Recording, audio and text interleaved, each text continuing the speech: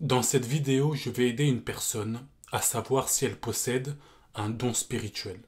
Je parlerai de chaque don et si les choses que j'expliquerai t'arrivent, c'est que tu possèdes ce don. Mais j'expliquerai aussi en parallèle le fait que tu peux avoir un don en toi, mais il ne se manifeste pas et pour plusieurs raisons. J'en parlerai. Ce qu'il faut savoir, c'est que tout enfant de Dieu possède un don spirituel. Déjà ici, la réponse est donnée. Donc, si tu es enfant de Dieu, tu possèdes au moins un don spirituel.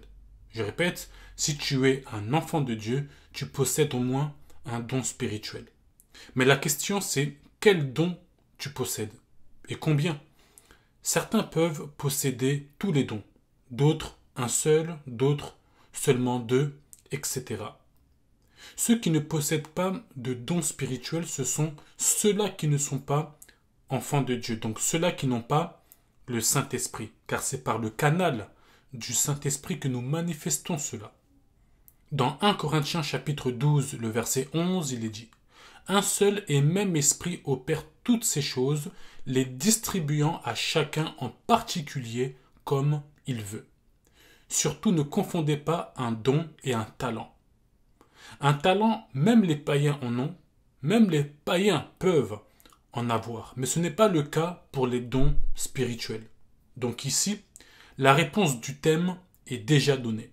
Si tu es enfant de Dieu, tu as au moins un don spirituel. Je répète encore, si tu es un enfant de Dieu, tu as au moins un don spirituel. Si tu ne l'es pas, tu n'en as pas. Donc la question que nous allons maintenant traiter, c'est quel don spirituel tu possèdes.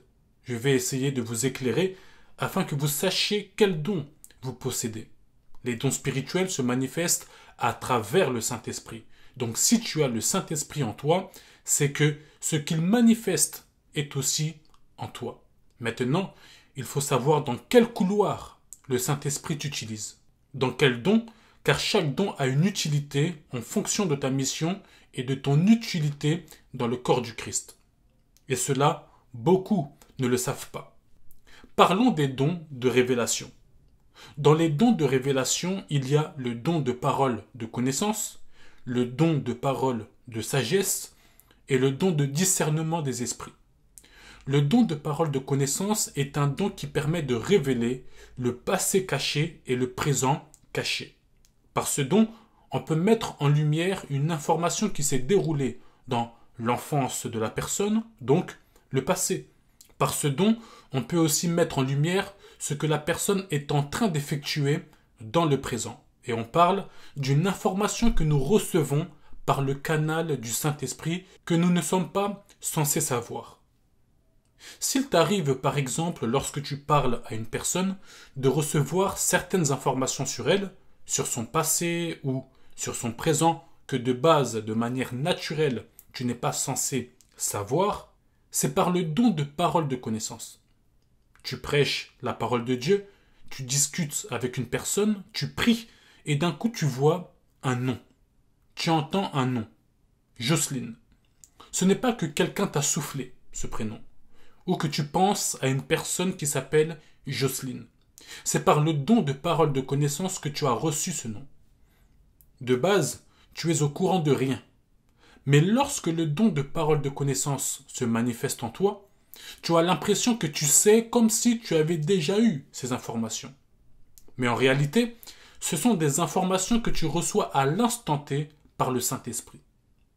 Si tu es une personne qui reçoit beaucoup d'informations ou certaines informations et qu'après cela se confirme, sache que tu as un don de parole de connaissance. Voici un exemple de cas. Nous sommes à l'église. Et nous sommes 4 personnes dans la salle à prier pour les nouveaux venus. Et une personne dit à une autre personne « Il y a combien de chantres dans l'église ?» L'autre lui répond « 3. » Et la première personne réplique « Il y aura une 4e chantre qui va bientôt arriver, une fille. » Et quelque temps après, une chantre fille arrive. Bon, ici il s'agit plus d'une prophétie, car la prophétie touche le futur. Bon, je vais vous donner un cas d'une parole de connaissance, car l'ancien exemple que j'ai donné était plus une prophétie. Donc vous êtes par exemple dans une atmosphère de prière et une chose se passe. Dans ce temps de prière, vous êtes à 6. Je répète, dans ce temps de prière, vous êtes à 6. Et tu commences à dire ce que tu ressens et ce que tu reçois. Qu'il y a 2 personnes au milieu de nous qui ont prié ce matin concernant leurs parents. Et les 2 personnes se manifestent en disant que oui, c'est bien vrai. Tu n'étais pas au courant de cette information, mais tu la reçois par le don de parole de connaissance. Et ce n'est pas pour rien que tu reçois cette information. Il y a toujours un but derrière. Donc si de manière générale, il vous arrive d'avoir certaines informations de manière surnaturelle, j'ai bien dit de manière surnaturelle, sachez que vous avez un don de parole de connaissance. D'autres, vous avez ce don, mais vous réfléchissez toujours, en disant c'est Dieu ou ce sont mes pensées. Ainsi, bien que ce don veuille opérer, il prend le mur.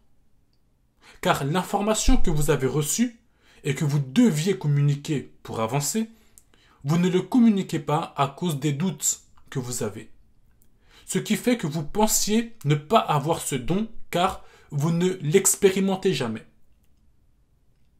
Ce don peut être en vous, mais il est étouffé à cause de votre raisonnement et votre manque d'enseignement.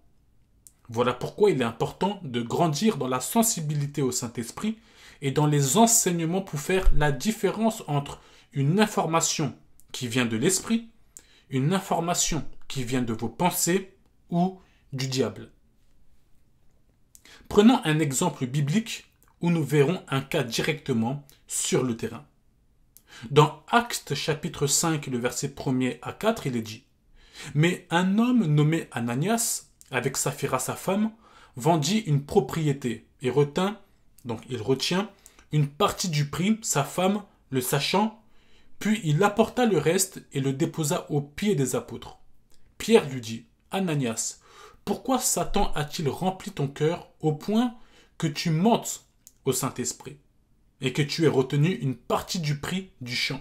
S'il n'eût pas été vendu, ne te restait-il pas? Et après qu'il a été vendu, le prix n'était-il pas à ta disposition? Comment as-tu pu mettre en ton cœur un pareil dessein?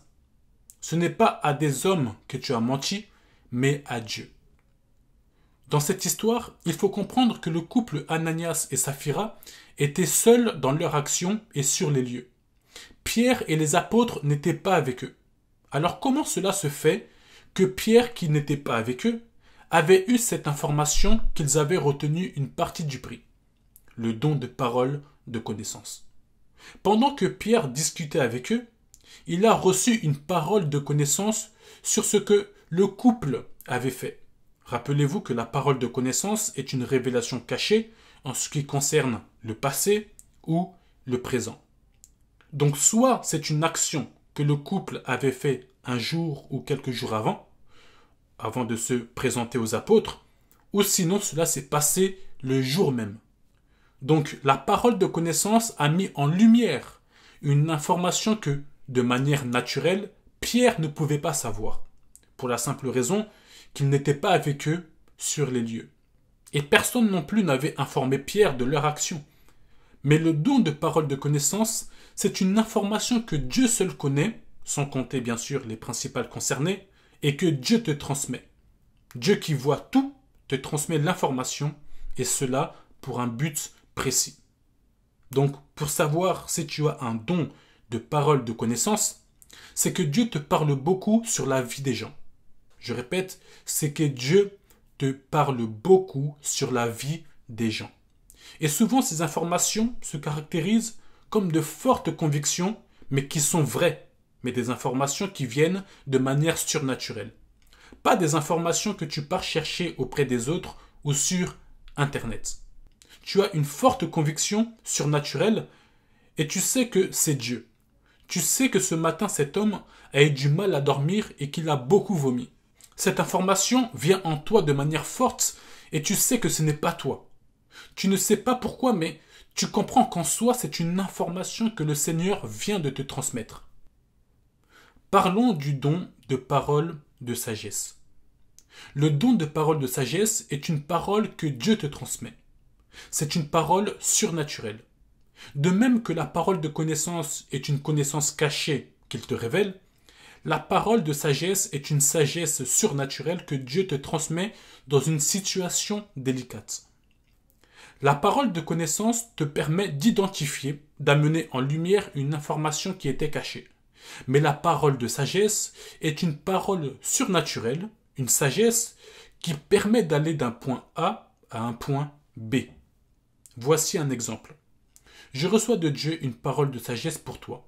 Je sais que ce que je reçois n'est pas ma sagesse, mais c'est une parole de sagesse qui vient de Dieu. Ainsi je te dis, fais telle et telle vidéo sur ces deux thèmes, et tu verras la gloire de Dieu. Tu fais ces deux vidéos, et une semaine après, tu gagnes 20 000 abonnés à cause de ces deux vidéos. Contrairement à la parole de connaissance, la parole de sagesse ne paraît pas extraordinaire lorsqu'elle se manifeste, mais la finalité est efficace. Pour savoir par exemple si tu as un don de parole de sagesse, à chaque fois que tu opères dans la parole surnaturelle, dans ce don, tes paroles débloquent toujours des situations. Tes paroles amènent toujours la personne qui la reçoit d'un point A à un point B, en suivant ce que tu lui as transmis. Par exemple, tu remarques qu'à chaque fois que tu parles à des couples, les paroles que tu dis inspirées par le Saint-Esprit débloquent toujours des situations, au point où on vient toujours vers toi lorsqu'ils ont des problèmes. La parole de sagesse, comme tous les autres dons bien sûr, n'agissent pas de manière continue et permanente, mais ils agissent dans des situations précises. C'est-à-dire que celui qui a le don de parole de sagesse n'est pas sage 24 heures sur 24, 7 jours sur 7. Tu peux être sage de manière naturelle dans la vie de tous les jours, mais la sagesse surnaturelle intervient à des moments précis. Voici encore un exemple. Ta saison arrive. C'est le temps que tu perces avec Dieu. Ainsi, tu tombes sur un homme conduit par le Saint-Esprit qui te donne une parole de sagesse. Il te dit, tu vas aller loin avec Dieu. Surtout, reste en jeûne durant 2 semaines. Bois seulement de l'eau. Mange des légumes et les choses vont se débloquer. Ce qui vient de se passer, c'est que pour vivre ta saison, tu viens de recevoir une parole de sagesse qui va te permettre d'aller d'un point A à un point B. Mais cela a un but précis, car derrière, il y a la gloire de Dieu, la percée et les âmes qui sont gagnées. Dans chaque don qui se manifeste, il y a toujours un but derrière. Il y a toujours un but précis. La parole de sagesse opère aussi comme la parole de connaissance, c'est-à-dire que tu la reçois de manière surnaturelle, comme quelque chose qui se pose en toi et tu la transmets. Tu n'y avais pas pensé hier, ni même aujourd'hui, mais de manière instantanée tu la reçois, en cours d'une conversation, en priant. Donc, retiens que la parole de sagesse consiste à répondre aux réalités surhumaines auxquelles l'intelligence naturelle ne peut y accéder. Par exemple, la logique te dira de faire 1 plus 1 pour est égal 2. Mais le don de parole de sagesse te dira de prendre 6, d'enlever 5, puis d'ajouter 1 pour est égal 2. Ce qui fait qu'au final, le résultat reste efficace. Voilà pourquoi souvent on ne comprend pas pourquoi la parole de sagesse nous fait faire ces choses. Mais à la fin, nous constatons que le résultat est efficace. Donc le don de parole de sagesse t'est donné pour résoudre un problème compliqué. Retenez que celui qui a ce don n'est pas sage à tout moment. Donc même si tu possèdes ce don en toi, tu as quand même besoin qu'on puisse te conseiller et te guider dans la vie. Prenons un exemple dans la Bible, ensuite nous passons au don de discernement des esprits. Dans Matthieu chapitre 17, le verset 24 à 27, il est dit « Lorsqu'ils arrivèrent à Capernaüm, ceux qui percevaient les 2 drachmes s'adressèrent à Pierre et lui dirent « Votre maître ne paye-t-il pas les 2 drachmes ?» « Oui, dit-il. Et quand il fut entré dans la maison, Jésus le prévient et dit « Que t'en semble, Simon? Les rois de la terre, de qui perçoivent-ils des tributs ou des impôts? De leurs fils ou des étrangers ?» Il lui dit, des étrangers. Et Jésus lui répondit, les fils en sont donc exempts. Mais pour ne pas les scandaliser, va à la mer, jette l'hameçon, et tire le premier poisson qui viendra. Ouvre-lui la bouche, et tu trouveras un statère, c'est-à-dire une pièce d'argent. Prends-le et donne-le leur pour moi et pour toi. Dans cette histoire, nous voyons un exemple d'une parole de sagesse donnée par Jésus à Pierre. À quel moment commence la parole de sagesse? La parole de sagesse commence là où le Seigneur lui dit, mais pour ne pas les scandaliser, va à la mer, jette l'hameçon et tire le premier poisson qui viendra, ouvre-lui la bouche et tu trouveras un statère, c'est-à-dire une pièce d'argent pour payer l'impôt. La finalité était de trouver cette pièce d'argent. Et comment de manière surnaturelle pouvons-nous trouver une pièce d'argent alors que nous n'avons rien sur nous? C'est là qu'intervient la parole de sagesse. Elle vient répondre à des équations que l'homme ne peut pas répondre. Il se peut qu'un poisson dans une autre rivière, ou quelques jours avant, avait mangé une pièce d'argent étant tombé dans l'eau. La parole de sagesse vient pour résoudre ce problème d'impôt en donnant cette sagesse qui va te permettre d'arriver jusqu'à ce poisson parmi tant d'autres qui avaient avalé cette pièce, je ne sais pas d'où. Pour comme finalité, résoudre le problème initial qui était posé, payer l'impôt. Donc le Seigneur, par la parole de sagesse, donne toutes sortes de cheminements, des choses à faire pour une finalité efficace. Retenez que la pièce d'argent dans le poisson existait bien, mais seule une parole surnaturelle pouvait localiser cette pièce parmi de multiples poissons. Voilà pourquoi souvent, dans la parole de sagesse, on donne certains détails. Faites ceci pendant 3 jours. Prends que des légumes. Prends de l'eau. Dans cette histoire, Jésus-Christ précise bien. Va à la mer. Il ne dit pas d'aller à la rivière. Il lui dit de jeter l'hameçon, pas de le poser. Et il lui dit de tirer le premier poisson, ce qui veut dire qu'il y avait plusieurs poissons, mais qu'il devait prendre le premier. Toutes ces précisions ont été données pour trouver cette pièce d'argent. Ce cheminement, l'homme avec sa propre sagesse et sa propre intelligence n'aurait pas pu résoudre cela afin de trouver cette pièce d'argent dans une urgence telle que cette situation. Il fallait une intervention surnaturelle, voilà pourquoi intervient le don spirituel, la parole de sagesse. Lorsque tu reçois une parole de sagesse, il est important de suivre les précisions qui sont données. Parlons du don de discernement des esprits. Ce don permet d'identifier l'esprit de Dieu, l'esprit du diable et aussi l'esprit humain. Je m'explique sur les trois. Concernant l'esprit de Dieu, c'est tout ce qui concerne le Seigneur. Les anges, sa présence, ses manifestations dans un lieu ou dans une personne. Concernant l'esprit du diable, c'est la même chose. Les démons, sa présence, ses manifestations dans un lieu ou dans une personne. Et lorsqu'on parle de l'esprit de l'homme, l'esprit humain, on parle de la jalousie, la méchanceté, etc. C'est comme Jésus qui pouvait détecter et discerner la méchanceté chez certaines personnes alors qu'il ne les avait jamais côtoyées auparavant. Et vous pouvez rencontrer une personne pour la première fois et discerner de la méchanceté en elle. En soi, il est possible de discerner les émotions que ressentent les autres. Et il est important de faire le tri afin de savoir à quel esprit des trois nous avons affaire. Celui qui a le don de discernement des esprits détecte comme si la chose était en face de lui. Ce que je veux dire, c'est que tu n'as pas quelque chose à faire. C'est là, mais de manière physique, ce n'est pas là.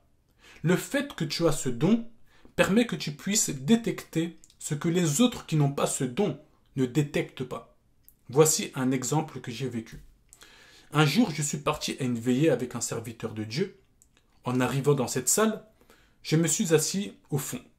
Et en regardant de manière normale les choristes qui étaient derrière la chaire, mon attention était tournée vers une sœur et je discerne, c'est-à-dire que je sens qu'il y a en elle un esprit, mais un mauvais esprit. Donc j'avais compris que ce n'était pas l'Esprit de Dieu, mais l'Esprit du diable. Après la prédication, je vois la choriste passer par la délivrance, ce qui confirmait que ce que j'avais détecté en elle était vrai. Je n'ai rien fait pour discerner, mais cela s'est fait lorsque mon regard s'est posé sur elle. Celui qui a un don de discernement des esprits ressent par exemple des choses lorsqu'il entre dans un endroit. Tu entres dans une maison et tu sens une atmosphère où tu sens qu'ici, il y a la vie de prière. Il y a Dieu ici. Et par les dialogues, on t'explique qu'effectivement, il y a un culte familial dans cette maison. Même chose lorsque tu ressens l'atmosphère diabolique. Quelqu'un qui, par exemple, sans le savoir, entre dans la maison d'une sorcière, d'un occultiste, si tu as réellement l'Esprit de Dieu, le don de discernement, tu ne te sentiras pas à l'aise, même si tu ne sais pas qui est cette personne, car tu sentiras un esprit contraire au tien. Ce qu'il faut savoir, c'est que ce don est large, c'est-à-dire qu'il permet aussi de discerner l'esprit qui parle lorsque tu écoutes par exemple une prédication. Tu peux sentir que là, ce n'est pas Dieu, ni le diable, mais c'est son orgueil. Celui qui a le don de discernement des esprits sent beaucoup de choses, c'est-à-dire que tu peux voir une chose de manière physique, mais spirituellement tu vois autre chose. On te présente une femme atteinte d'un cancer, mais tu sais et tu sens fortement que ce n'est pas un cancer naturel, mais un esprit mauvais qui l'a rendue cancéreuse. Derrière sa maladie, tu vois un esprit. Derrière son problème de travail, tu ne vois pas son manque d'implication au travail, mais un esprit qui le rend paresseux. Et toutes ces choses se confirment lorsque la personne est délivrée ou lorsque vous priez pour cela, les choses changent et disparaissent. Donc il faut retenir que celui qui a le don de discernement des esprits a cette capacité d'identifier dans une personne, dans un lieu ou dans une situation de quel esprit il s'agit. Quel esprit est en activité. Et cela permet juste après d'avoir le geste juste et de savoir ce qui bloque ou ce qui marche. Pour finir ce message sur les dons de révélation, pose-toi la question si tu possèdes ces dons. J'ai essayé du mieux que possible de vous éclairer afin que vous sachiez ou non si vous les possédez. Passez une bonne journée ou une bonne soirée et que Dieu vous bénisse.